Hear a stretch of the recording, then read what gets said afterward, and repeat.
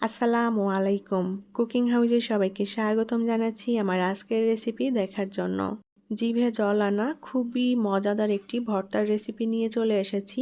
আজকে তৈরি করব মরিচ ভর্তা। মুখে যখন অরুচি থাকে বা কোনো কিছু খেতে ভালো লাগে না, তখন এভাবে মরিচ ভর্তাটা তৈরি করে নেওয়া যায়। আর এই একটুখানি মরিচ ভর্তা দিয়ে অনায়াসেই 2 প্লেট ভাত শেষ করে নেওয়া যাবে। এতটাই টেস্টি এবং মজাদার হয়। যারা সেই লেভেলের ঝালখোর, প্রচুর ঝাল খেতে পারেন, এই ভর্তাটা কিন্তু তাদেরই জন্য। যারা ঝাল একদমই খেতে পারেন না, এটা ট্রাই করবেন না। তাহলে চলুন কিভাবে এই মরিচ ভর্তা তৈরি করি সেটা দেখে নেই। আমি এখানে রসুন, পেঁয়াজ এবং কাঁচামরিচ নিয়ে নিয়েছি। রসুনের কোয়া নিয়েছি 8টার মতো। রসুনের কোয়াগুলো একটু মাঝ বরাবর চিড়ে নিয়েছি, যেহেতু এখানে বড় রসুনের কোয়া। 2টা পেঁয়াজ নিয়েছি মিডিয়াম সাইজের। আর এখানে নিয়েছি আমি 35টার মতো কাঁচামরিচ। কাঁচামরিচগুলোতে প্রচুর পরিমাণে ঝাল। আর কাঁচামরিচগুলো একটু চিড়ে নিয়েছি, কারণ কাঁচামরিচগুলো ভাজার সময় কিন্তু ফেটে যায়, ফেটে চোখে মুখে লাগতে পারে, যার কারণে এভাবে একটু চিড়ে নিলে কাঁচামরিচগুলো ফাটার আর সম্ভাবনা থাকবে না।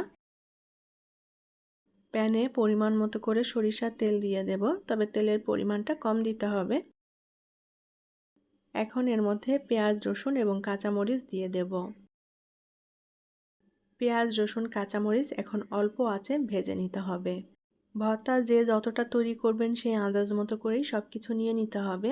তবে এই ভর্তাটা পরিমাণে খুব বেশি লাগবে না, অল্প ভর্তা দিয়েই ভাতটা খাওয়া হয়ে যাবে। সুন্দর করে নেড়েচেড়ে পেঁয়াজ, রসুন, কাঁচামরিচ ভেজে নিতে হবে। আমি একটু লালচে লালচে করে ভেজে নেব।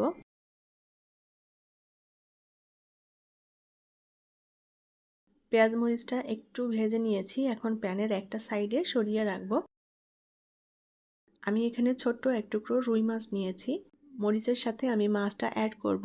এই মরিচ ভর্তাতে একটুখানি মাছ দিলে খুবই ভালো লাগবে খেতে, ফ্লেভারটাও ভালো আসবে আর ভর্তার স্বাদটাও বাড়বে। এখন আমি অল্প একটু লবণ দিয়ে দেব। লবণটা দিয়ে এখন মাছে একটু মিলিয়ে নিয়ে পেঁয়াজ মরিচের সাথে মাছটাও ভেজে নেব। এখানে চিংড়ি মাছ দিয়েও এই ভর্তাটা তৈরি করে নেওয়া যাবে, বা পছন্দসই অন্য যে কোনো মাছ দিয়ে ভর্তাটা তৈরি করে নেওয়া যাবে। তবে মাছের পরিমাণটা খুব বেশি দেওয়া যাবে না, খুবই অল্প পরিমাণে মাছটা অ্যাড করতে হবে।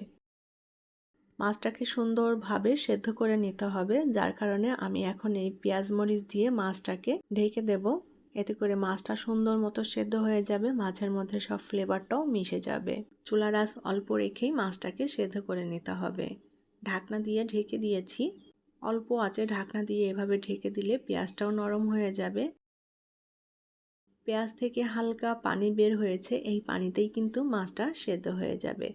মাছটাকে উল্টাপাল্টা করে দিতে হবে। আর পেঁয়াজ মরিচটাও কিন্তু খুব বেশি কড়া করে ভাজা যাবে না, আমি হালকা একটু লাল লাল করে ভেজে নেব। আমি আরও একটু লবণ দিয়ে দিলাম, লবণের পরিমাণটা একটু কম মনে হচ্ছিল। আর সামান্য দিয়ে দেব হলুদের গুঁড়া। এতে করে ভর্তার কালারটা দেখতে ভালো হবে, ফ্যাকাশে হবে না। লবণ এবং হলুদের গুঁড়া ভালোভাবে নেড়ে চেড়ে মিলিয়ে নেব। আর মাছটাও মোটামুটি সেদ্ধ হয়ে এসেছে। এবার এর মধ্যে কিছু ধনেপাতা দিয়ে দেব। ধনেপাতার পরিমাণটাও অল্প দিতে হবে, অতিরিক্ত হয়ে গেলে তখন ভর্তাতে ধনেপাতার গন্ধটাই বেশি হয়ে যাবে। আবারও ঢাকনা দিয়ে ঢেকে দেব। চুলার আঁচ একেবারে অল্প করে রেখেছি। অল্প আঁচে এভাবে ঢাকনা দিয়ে ঢেকে দিলে সব কিছু সুন্দর মতো সেদ্ধ হয়ে যাবে। বিশেষ করে যে মাছটা দিয়েছি, মাছটাও সুন্দর মতো সেদ্ধ হয়ে যাবে। আমি আরও 3 মিনিটের মতো ঢাকনা দিয়ে ঢেকে দিয়েছিলাম। এখন এই পেঁয়াজ মরিচ আমি প্যানের একটা সাইডে সরিয়ে নেব। আর মাছটাকে এখন ভেঙে নেব, যাতে এর মধ্যে কোনো প্রকার কাঁচা গন্ধ না থাকে। কাঁচা গন্ধটা যদি থাকে তাহলে ভর্তাটা খেতে একদম বিচ্ছিরি লাগবে। এখন মাছটাকে ভেঙে ঝুরি করে নেব। এখন যে মাছের বড় কাঁটাগুলো, এই কাঁটাগুলো আমি বেছে নেব। এভাবে ভেঙে ঝুরি করে নিলে মাছের মধ্যে কোনো কাঁচা গন্ধ থাকবে না, মাছটাও সুন্দর মতো ভাজা হয়ে যাবে। প্যান থেকে পেঁয়াজ মরিচ আমি তুলে নেব। মাছটা আমি ঝুরি করে নিয়েছি, আর এখনও কিছু কাটা আছে, এই কাটাগুলোও বেছে নেব। তো মাছটা ভাজা হয়ে গিয়েছে। এখন মাছটা প্যান থেকে নামিয়ে কাটাগুলো বেছে নেব। পেঁয়াজ, রসুন, কাঁচামরিচ আমি একটা বাটিতে নামিয়ে নিয়ে ঠান্ডা করে নিয়েছি। আর মাছের কাটাগুলোও সুন্দর করে বেছে নিয়েছি। এখন এই ভর্তাটা আমি বেটে নেব। আর ভর্তাটা আমি ব্লেন্ডারে পেস্ট করে নিচ্ছি।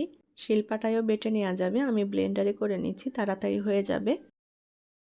ভর্তাটা ভালোভাবে পেস্ট করে নিয়েছি।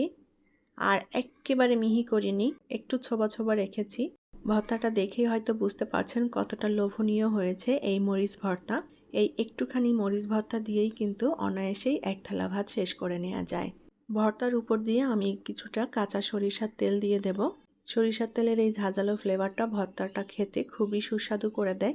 তৈরি হয়ে গেল জিভে জল আনা মজাদার কাঁচা মরিচের ভর্তা। একটুখানি এই মরিচের ভর্তা দিয়ে অনায়াসেই এক থালা ভাত শেষ করে নেওয়া যাবে। এতটাই টেস্টি এবং মজাদার হয় এই মরিচের ভর্তাটা। আশা করি আমার আজকের মরিচের ভর্তা আপনাদের কাছে ভালো লেগেছে। রেসিপিটি যদি ভালো লাগে তাহলে প্লিজ লাইক, কমেন্ট এবং শেয়ার করবেন। পরবর্তী রেসিপি দেখার আমন্ত্রণ জানিয়ে বিদায় নিচ্ছি। আল্লাহ হাফেজ।